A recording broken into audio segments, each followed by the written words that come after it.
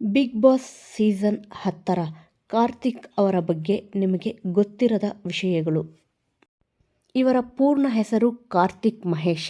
ಇವರು ಮೈಸೂರಿನಲ್ಲಿ ಅಕ್ಟೋಬರ್ 7ರಂದು ಹುಟ್ಟಿದ್ದು.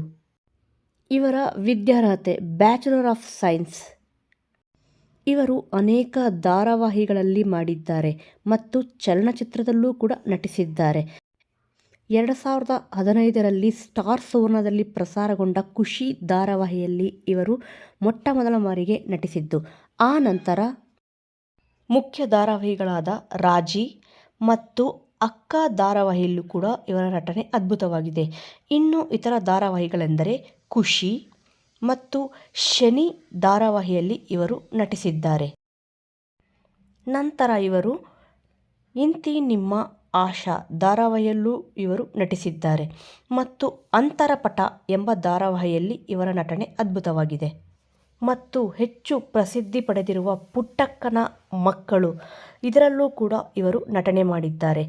ಡೊಳ್ಳು ಎಂಬ ಸಿನಿಮಾದಲ್ಲಿ ಇವರು ನಟಿಸಿದ್ದು ಆ ಸಿನಿಮಾಕ್ಕೆ ನ್ಯಾಷನಲ್ ಅವಾರ್ಡ್ ಕೂಡ ಬಂದಿದೆ. ಇನ್ನು ಸೀಸನ್ 10 ಬಿಗ್ ಬಾಸ್ 10ರಲ್ಲಿ ಇವರ ಪರ್ಫಾರ್ಮೆನ್ಸ್ ತುಂಬ ಅದ್ಭುತವಾಗಿ ಹೊರಬಂದಿದೆ. ಬಿಗ್ ಬಾಸ್ ಸೀಸನ್ 10 ವಿನ್ನರ್ ಇವರು ಆಗಬಹುದಾ ಎಂದು ಇನ್ನೂ ಕಾದು ನೋಡಬೇಕಾಗಿದೆ.